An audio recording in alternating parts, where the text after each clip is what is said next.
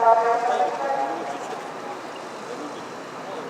будет проверяет тебя, смотрит, вот, лет, ну, которые тоже бесплатно. И тому, он так начал там 50, ну, секунду, что-то вот это, 50 метров, понимаешь, никто не верил. И военный билет проверяли. Ну там одно лицо, лысое, ну черт, едет машина. Наш футбольная команда.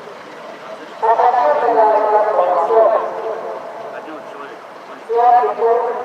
Они раз подменили.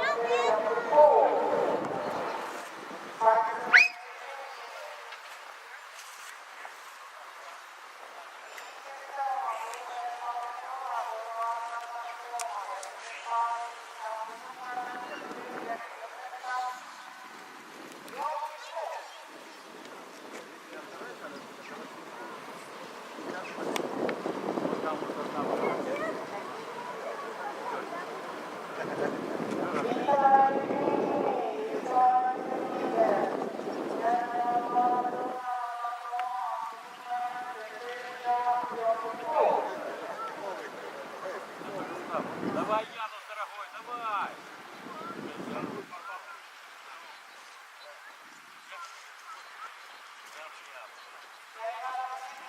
Наоборот, не здорово.